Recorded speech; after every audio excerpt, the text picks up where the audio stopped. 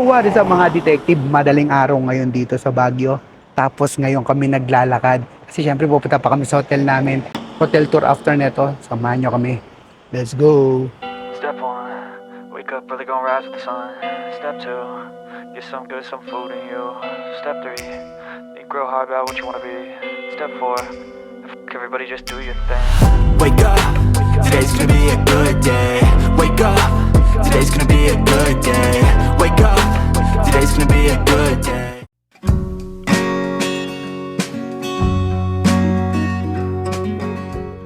So what is up mga detective? Nakita niyo naman, no? Baguio ng madaling araw. Siyempre, medyo napaaga kami ngayon and pupunta na kami sa hotel namin. Dadaan kami ng Burnham. Lalakarin lang namin kasi sayang yung pang-taxi. Pangkain din yun eh, no?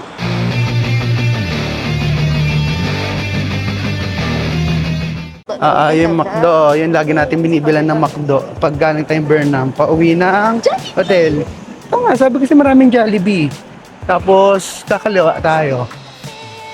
Yes. Ito yung magandang picturean. Flower. May picture kami ng aking tropa dyan eh. Ng aking tattoo artist. Ewan kung kumahanap ko, pero ilalagay ko na dyan. So, ayan, lakad tayo. It's safe here in Baguio, actually. Kaya, hindi ka naman ganun talaga matatakot dito. And yes, shit, ang sarap. Ang sarap. Ang lamig. Yung ganitong lamig, ito yung, alam mo yun, sana ganito lang kalamig, ganito kalamig sa Maynila. Kumbaga, matitiis ko yung traffic, matitiis ko yung corruption, alam mo yun, babawasan yung kabad trip mo sa corruption. Kasi hindi init ulo mo kasi malamig. So, ganito lang na weather sa Manila. Saya na ako, 'di ba? Tsaka siguro yung mga turista, may engganyo din pumunta ng Manila, no? 'Di ba? Kasi syempre, wanay reklamo sila dun sa traffic. Wala naman masyadong tourist spots. Pero kung malamig na katulad nito, mukhang okay sa kanila. Hindi pa, doon tayo tatawid. Meron kami naging diskarte dati, last year. Hindi kami nakapag-early check-in dun sa hotel namin. So, ginawa namin, kasama ko sila mama, sama yung family ko, kami ni Leslie. Nag-check-in kami dito sa may side na yan, diretso dyan. May motel dun. So, nag-check-in kami dun. Per hour siya. Actually, syempre, pag motel, 3 hours yung minimum. So, kami dun. Check-in kami. Nakatulog kami. And goods. Ito, yung mga nagligpit na night market to. Ay. Yan. Thanks. Ayun yung mga nagligpit, mga galing sa night market. Oo. Hindi, mahirap din siguro ligpitin yun. Ayun, mga galing, mga night market yan eh. Ayan, ang dami din nakatambay dito. Ayan, nice.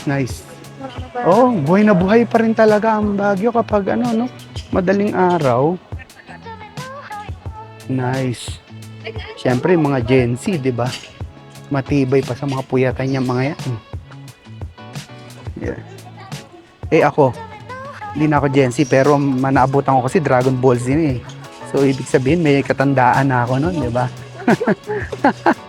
Marami din talagang tao kasi nagliligpit yung mga pagkain yan eh, mga street foods yan eh, dito.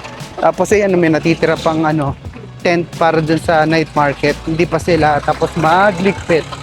So matrabaho din, mag-a-assemble ka, tapos siyempre magtitinda ka, tapos after nun magdi-disassemble ka, siyempre hatid mo yan, tapos ligpit, uwi, di ba? Trabaho din, tapos binabarat pa pala natin sila, no? So, dapat pala hindi na. Oo, yes.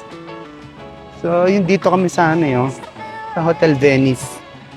Kaso, nung ibubuk na namin, biglang na-sold out yung room. Ayun sa Hotel Venice. Biglang na-sold out yung room, sayang. Pero hindi naman sayang kasi nakapag-book kami sa aming hotel. Yung Travel Light Express. Kasi ito yung second time namin nag-book dyan. Ito yung Oo. first hotel in Baguio. First hotel namin sa Baguio na magkasama kami. So, 2020, no? 2020. Log before pandemic. Kaya nga, before pandemic, January. 28. Walang tao.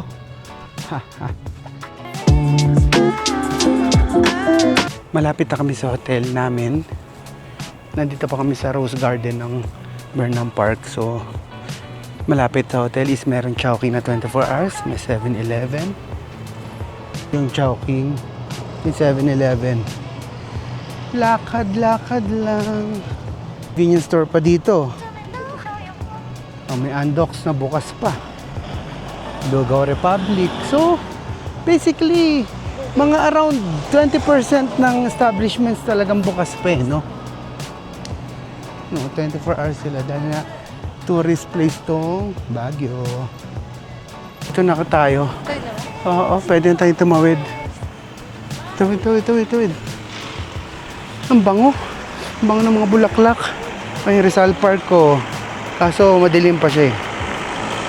Rizal Park, madilim pa siya. So ito yung gitna. So ito yung Burnham. Ito yung Rizal Park. So pag nilakad namin to, pagkakaliwa, papunta na sa hotel. Yan, tawid tayo dyan. Yan. Dito, diretso yung City Hall. At nandito na rin yung hotel namin. Travelite Express Hotel, Baguio. Yun. Nakita nga yung ano din, clock tower ng City Hall. Nice. Buko, tumbok na yan. City Hall. So yan, may Rizal Supermart. Nakulun Restaurant. Tapos ang kasunod yan, ito na yung hotel na. So may PNB dito sa hotel. Ningal ako, paakyat kasi kami. PNB, ano pang may makikita natin dito? Ayun yung parking hotel. So yun na, Travelite. Dito pa tayo, doon sa kabila. Tama, dito nga ata. Lobby, ayan. Ayan, ang patay lang ilaw. PNB, sakto may ATM paglabas. Ayan. Dito tayo sa lobby.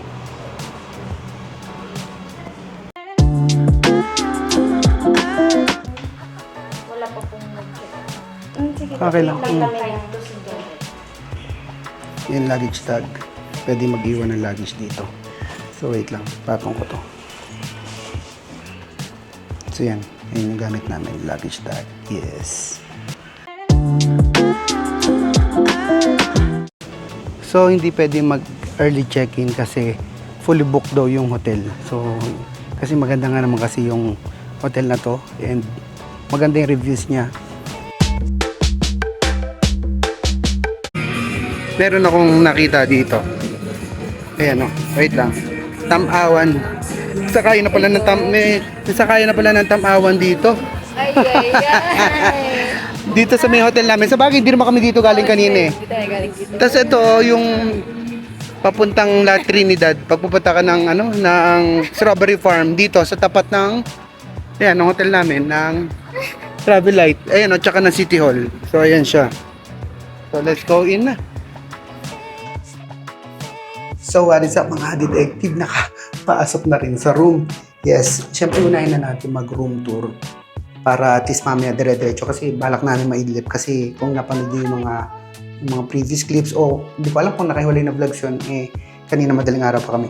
So, unahin namin dito sa CR. So, ito. Wala siyang yung keycard, hindi na siya pinipress na ganun. So, yan pwedeng patay bukas nang wala yung keycard. Tapos, syempre, unang makikita natin itong CR. So, sa CR, sink. Malamang may cold and hot and cold to kasi pag dito sa Baguio matic siya. So, meron siyang dental kit, shampoo with conditioner, tapos, syempre, sabon. So, malamang ang toothpaste niya nasa loob. CR, wala siyang bidet. Pero may tabo. Tapos, dito pa sa kabig. So, wala kasi siyang cover dito. So, shower head. Yung shower head natin yung rain type. Wow, alam ka na, di ba? Rain type. So, ayan, hot and cold. Importante dito sa Baguio, laging merong hot. So, posibleng wala yan. So, proceed na tayo. So, maliit lang naman yung room, pero maganda ang klase ng dating. So, paano natin bubuksan ng ilaw dito? Ito. Bubuksan lang namin ilaw. Actually, kapapasok lang namin. Hindi scripted yung biglang pasok ko kasi, wow, may aircon na. May electric fan pa. So, patayin natin electric fan. Malamig na eh. Yung kasi kadalasan ng mga hotel na napupuntahan namin, walang aircon. So, electric fan lang. Pero, second time na namin dito sa Travel Light Express and laging may aircon. So, good thing yan. Tapos, naka-smart TV. So, kadalasan din kasi nang mapupunta mo mga hotels, hindi pa siya smart TV. And kung may smart TV man, maliit. Pero ito, malaki. Very good. Tapos may mga hangers dyan. May paupuan si Mayor dito. Bed na maluwag. Hindi ko alam. Sorry guys, hanggang ngayon hindi ko pa alam yung mga ng mga beds, kung anong tawag, kung anong size. Pero ayan, tas may pailaw si Mayor dyan, may salamin. So, tas dito naman tayo sa ayun, pa-blinds. Yan. Paano kaya buksan to? Bubuksan ba to? Pero ito, nabubuksan. Ayun. Pag gusto mong malamig sa gabi. Yan. So, ang view mo ay yung daanan. Yan ka na. So, yan ang view. Yung sakayan ng ng papuntang, anong tigdag dito? Strawberry Farm. Yan, tsaka Tamawan. So, very good. So, sarado muna natin kasi mag-aircon tayo at matutulog muna kami. So, yun lang. Hindi na bubuksan yung So, okay naman. Good job siya. And, malambot. Malambot ang kama. So, kailangan na namin matulog. Kailangan na talaga namin magpahinga. So, yun muna yung para dito sa room tour. So, yung iba naman, napakita ko na kung ano meron doon sa labas. Many hours later. Maganda pala dito. Meron water dispenser dito sa lobby sa second floor. Siguro kada floor. Pakita natin. Tatakpan yung mic. Ito, may hot and may cold. So yan, Travel Light Express. Yan. Ito ata yung sakayan ng papuntang yung pangalan nito? Strawberry Farm. Travel Light Express. Ito yung yung mga sakayan na sinasabi ko. Pero pag gabi kawawa din sila yung mga nag-aabang. Ito yung supermarket. Yan. May sangyupsal din pala sa taas. Only 199 lang. So ayan parang tayo parang tayo nagtatago tapos magme-message doon sa ipapadala sa media tapos para i-play sa mga news. So anyways, so ang review lang dito sa honest review dito sa hotel. Itong Travel Light Express Hotel dito sa Baguio. Syempre doon muna tayo sa mga good. Actually maraming good. Number 1 na good mga empleyado. So, totoo ako sa mga staff na naglilinis. Pag dumadaan sila, hello po sir, good morning po. Sobrang na-nice nila. Tapos yung sa receptionist, so sila kasi medyo nakakapagod yung ginagawa nila. Kasi pag sasakay ka ng elevator, sila yung may access. Sila yung mag-cha-cha-ching dun sa elevator. So, talagang todo effort sila. Tapos, second na good part dito, good factor is yung location niya. Siyempre, paglabas natin, nandito tayo sa tapat ng Baguio City Hall, tas Rizal Park. Tas nandiyan ang sakayan kung pupunta kang Strawberry Farm, tatawid ka lang. Tapos, kapag pupunta ka ng Tamawan, so tatawid ka lang. So, nandito yung mga pang-commute, lalo kung commuter ka. Tapos, parking. Pangatlo is parking. Meron silang sariling parking. Kadalasan yung mga hotel na same ng range ng price, walang parking. And problema sa Baguio is parking. So, talagang pag inalis mo yung sasakyan mo sa parking mo, pagbalik mo, problema yung paghanap ng panibagong slot. So, dito, hindi mo na po problemahan yan. Location, pagbaba mo, meron ng bangko, may PNB na. Tapos, katabing-katabi niya, supermarket. So, yung supermarket na walang aircon, syempre dito sa pangalan nito sa Baguio, ganun, di ba? Wala namang aircon sila dito. sa mga mura yung paninda. Foam coffee, syempre, meron ka nang pwede mag-breakfast kasi 24 hours yung foam coffee. So, anytime, katulad kami, dumating kami ng alanganin. So, hindi pa naman kami ganun kagutom. Pero pwede kami kumain doon mga around alas 2 ng madaling araw, 2 a.m. Bukas sila. Actually, maliwanag. So, hindi din talaga nakakatakot. Burnham, actually, syempre yung main, yung night market, tsaka Burnham. So, yung Burnham, parang ilang minuto lang nasa Burnham ka na, parang wala pang 2 minutes eh. Kasi pag baba mo ng hotel, lakad ka pababa lang, Burnham na siya, yung Rose Garden. So, nandun na rin naman yung mga sakayan. May mga sakayan dun sa mga ibang lugar. Tapos, kung talagang gusto mo mag-cafe by the ruins, tatawid ka lang. And meron din siyang McDo doon. Tapos sobrang lapit ito sa Baguio Public Market, lalakarin mo na. Hindi mo na kailangan mag-taxi, hindi mo kailangan mag-drive papunta doon, hindi mo kailangan mag-jeep. Lalakarin mo na lang. So, approximately mga 10 minutes walk. Kung brisk walker ka, mga 5 minutes nga lang siguro eh. Siyempre, kaya lang naman tumatagal is siyempre yung pagtatawid ka, so kailangan mo tumigil. So, ganun. Pero malapit lang siya. Tsaka doon sa mga ukay-ukay, maraming ukay-ukay dito na may good item na actually nakabili ko. Yung room, actually yung room, maganda siya. So, kasi may mga rooms, may mga hotels kami dito sa Baguio. So, maraming beses na kasi kami nakapag-Baguio. May mga hotel rooms kami sa Baguio na room na tutulugan mo lang talaga. So, electric fan, kama, tas TV maliit. So, dito talaga, parang may isip mo na, ay, yung ganda ng kwarto, parang ang sarap maging ganito kwarto ko sa bahay, parang ganon. Isa pa, may aircon dito. Kadalasan kasi nga, sabi ko nga, marami na kami na pagstayan dito sa Baguio. Wala talaga siyang aircon. So, electric fan lang, bubuksan mo lang yung bintana kasi malamig naman yung hangin sa labas. Pero syempre, pag yung summer, yung sobrang init na parang hindi na rin, parang yung Baguio weather, hindi na rin ganon ka lamig kapag nasa loob ka na ng hotel room, very useful yung aircon. So, may electric fan naman din dito kung sobrang lamig naman sa labas, hindi mo na kailangan mag-aircon, buksan mo na lang yung bintana. So, tsaka isa sa kasi pangalawang beses na namin dito sa Travel Light Express. So, yung first talaga namin ay nag-enjoy talaga kami dito, nagustuhan namin. Kaya kami dito ulit nag-book. Kasi ang unang-unang factor na nagustuhan namin dito, pwede ka mag-iwan ng gamit ng safe kasi meron talaga silang sariling storage ng mga gamit. Tapos may number pang bibigay sa'yo. So, hindi mo makukuha hindi mananakaw yun hanggat hindi mo papakita yung sarili mong number. So, parang sa supermarket. So, goods yun. So, kahit dumating kami nung madaling araw, na mga around 1:45, naiwan namin. Meron kasing 24 hours kasing front desk. Very good yun. 24 hours yung services nila. Very good yun. 24 hours yung security. Very good yun. Tapos, yeah. So, ma-assist talaga nila kayo. Isa pa pala, malapit dito yung police station. Kung medyo paranoid ka, kasi meron akong kakilala sobrang paranoid. Baka maglabas natin ng ganitong oras dun. Baka hindi safe. Okay, pag umuwi tayo ng ganitong oras, hindi na safe. So, actually, merong police station na malapit. As in, parang wala pang 5 minutes walk. Nandyan na. Makikita mo na. Actually, parang tatawid ka nga lang eh. Parang mga 2 minutes away lang. Parang ganon. Punta na tayo sa mga, hindi naman siya actually bad. Wala akong masasabing bad dito. Meron lang masasabi na parang napansin and parang needs improvement. So, needs improvement, number 1, kailangan ng lamesa. At pinagpapatungan ko, yung ginaganon lang. So, parang paglalagyan mo lang pagkakain ka. Pero kasi lamesa, maraming purpose yan eh. Lalo pag yung lalagayan ng gamit. So, yung mga gamit namin lahat nasa sahig. Nasa sahig. As in, wala kang lalagyan ng hindi sahig. Kasi pangalawa, walang cabinet. So, wala akong makikita ng cabinet. So, hangeran lang actually yan. Tinanggal ko lang kasi syempre yung video, alam naman makita lahat ng gamit namin. Actually, tinuwi nasa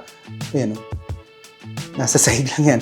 Nakalagay lang sila sa sahig lahat. So, para sa akin, sana magawa ng paraan. Meron pa namang place na may space pa naman, pwede malagyan ng ganyan yan na. Pangalawa is, walang safety deposit box. So, medyo importante yun. Siyempre, lalo yung may mga paranoid. Tapos yung mga importante ito sa mga foreigners. Parang katulad kami, tayo, pag nasa ibang bansa tayo, siyempre, pag iiwan mo yung passport mo, kaya iwan mo kung anong importante yung dokumento. Hindi pera. Kumbaga, pera kasi, lagi mo naman dala yan. Yung pera, napapalitan agad yan. Pero yung mga dokumentong importante, yung mawala. So, siyempre, safety deposit box para alam mo naman wala mangyayari pero hindi mawawala sa isip mo na uy, baka, paano kaya yun? Paano kaya yan? Paano kaya yan? Parang ganun. So, kasi parang may peace of mind kapag may ganun. Wala kang telepono dito sa loob ng room. So, para sa akin kasi importante yun. Lalo pag tatawag ka ng room service, o kaya baka may emergency. May mga hotels nga kami na mismo sa tabi ng toilet, meron siyang intercom, no, yung telepono para makakonect ka sa reception. Katulad nung Armado Hotel, Manila. Example, kasi puro sa ibang bansa may ganun. May kadalasan may telepono sa tabi ng toilet para emergency. Kunyari, bigla ka lang nakasuka at nahilo ka. Kasi para baka na food poison ka or what, or baka lasing ka. Emergency ka lamang tumawag, hindi ka na makatayo dahil hina ka na. So, very convenient yun. Very helpful yun. Dito kasi wala. So, meron naman siya pero lalabas ka. Doon lalabas ka sa lobby. So, medyo paano kung gagapang-gapang ka na, di ba? Parang, so, makita ka na lang doon. Baka sabihin sa'yo, ano ka pa, no? Lasing ka pa, na-food poison ka nga. So, blower. So, kasi, na-weirdoan lang ako kasi first time kung walang blower dito sa room. Malamang pwede mag-request. Feeling ko pwede yan. Meron yan. Pero, yung nandito na sa room, wala siya. So, parang anytime access. Kasi kung i-request mo sa baba, hindi mo pwedeng gamitin anytime kasi baka ngayon in-stay mo dito bilang tatawagan ka, wala nga palang phone, kakatukin ka, sir, yung ano po yung blower kasi may gagamit na pong ibang guest, parang ganon. So, sana tagi-isa. Hotel sleepers, wala. Ang lamig ng sahig. Promise! Nandito tayo sa Baguio. Ang lamig, promise. Something, yung complimentary drinks, complimentary coffee. Meron sila actually. Nasa baba yung coffee. Tapos, kapag kailangan mo ng complimentary drinks, kailangan mong i-request. So, alam mo yun na parang mas maganda pag nasa room na. So, medyo parang welcoming kasi yun eh. May psychological effect to na pagdating mo. Ewan ko, based sa experience ko, based din sa emotions na nararamdaman ko kapag pumapasok ako sa kada room na parang, uy, ang galing, may ganito. Minsan, pag matutuwa ko pa, pag malaki pa yung water bottle, di ba? So, uy, puchasti, parang ganun. Pero dito kasi wala siya. Meron naman kasing water dispenser. Kung may tumbler ka, o kaya meron kang water bottle na hindi mo refillan, meron naman sa labas. Yung TV pala, sabi ko dun sa room tour, di ba? Yung kanina yung room tour. Smart TV. Hindi siya smart TV. Cable TV lang siya. And yung channels, wala siyang HBO. Wala siya yung mga major cable channels na syempre para mag-i-enjoy lalo yung mga seniors. Kasi yung mga seniors, minsan may mga lakad na magpapaiwan yan. Dito na lang kami sa hotel, magpapahinga na lang kami, parang ganon. So, sa tingin ko, importante yon na medyo maganda yung mapapanood nila. Pero, naka-cable TV and di naman talaga to reklamo. Hindi naman to needs to improve para sa akin kasi yung ibang ano naman ganon. Pero, ang lupit kasi pag yung pagpasok mo tapos naka-smart TV. Kasi pag smart TV, ikaw magkocontrol kung anong gusto mo panoorin, di ba? So, sa tingin ko, malaking improvement pag ganun. Siyempre, pag may hotel ka, laging meron option na with breakfast or without breakfast or talagang matik na with breakfast. Dito kay Travel Light Express, wala talaga siya totally. Wala siyang ganung option as in, wala siyang breakfast. In Rocio, dito din yun sa... actually pala, lahat ng naging hotel namin dito sa Baguio, lahat may breakfast. So, nakakatuwa kasi kada breakfast na serve may fresh na gulay dahil nga nandito sa Baguio. So, nakakatuwa yun. Pero dito kay Travel Light Express, wala siya. Pero, hindi naman talaga siya bad thing kasi syempre yan, sasarap na pagkain dito sa Baguio. So, pagising mo, ang downside lang is pag ayaw mo na lumabas, yung mga seniors na, ay, gusto ko dito na lang sana eh. Oh. So, ayun, oo. Lalo kasi pag mga breakfast, minsan may mga bangus, may mga ganun yung mga ina-avail nila, di ba? O ganun. Pero baka affiliated sa kanyang Foam Coffee, kaya pag gusto mo na mag-breakfast, nang hindi ka na lalayo, so baba ka lang, Foam Coffee. Nakita niyo naman may vlog yan. Kung hindi ko man sinama dito sa mismong vlog na to, ito yung link nung vlog sa Foam Coffee. Sa tingin ko, yun lang naman. Kasi 24 hours naman yung reception, very good yun. Tapos napaka-active nung mga pag dumating ka ng hating gabi kasi nag-night market ka. So, active pa rin naman sila dito. Reminder, incidental fee, deposit. So, may 1,000 ka. Makukuha mo naman yun kung wala ka namang ginawa. Pero, stains, ayun, may nakapastil doon. Cleaning fee, charge for, ano yun? Single bed, pag may Stained bed, 470 470. pag single bed. Pag queen bed, 640. Pag queen bed daw, 640. Yeah. Clean na. Yung sobrang clean. Ang problema, kunyari, girl ka. Tapos hindi irregular ka. Tapos, alam mo yan, tulog ka dahil sobrang pagod mo ng pagbabiyahe. Tapos paggising mo, dahil sobrang, alam mo yun, sobrang happy ka, pagod ka. Paggising mo, sobrang heavy flow. Tapos, tumagos. My goodness. Automatic 640. No, ika nga, nagkaroon ka pa ng bagong bayarin. So, ganun. So, sana wala na pong ganun. Parang, okay ako meron mang ganun, case-to-case basis na lang. Kunyari, yun, katulad ng unexpected. Oo, so, parang, sana ano na lang, case-to-case basis na lang to. Kasi, minsan, meron lang talaga mga careless na doon kumakain siya. So, di ba, mali. Sabihin natin walang table dito, pero mali yun. Pero, yung mga ganun klase, natutulog, syempre yung pag-girl natutulog, tapos hindi niya alam, di ba, na biglang mag-heavy flow. So, sana ganun case-to-case basis, hindi natin alam. So, pero saludo pa rin ako talaga sa inyo, Travel Light Express. Lalo ang mga empleyado nyo, ang gagaling. Ang na-nice kasi ng people ng Baguio, tapos dito, kumbaga nagkaroon pa ng extra yung pagiging nice nila dito. Last, may wifi siya dito. Maganda yung wifi. Hindi naman siya yung super bilis. Lalo kung magta-transfer ka ng file sa Google Drive. Kasi galing sa vlogs mo, di ba? Sa videos for vlogs. Pero maganda na kung gusto mo mag-surf ng social media, may gusto kang panoorin sa YouTube. Very good na siya. Yes. That's it for this vlog. See you later. Kita kits. Bye-bye.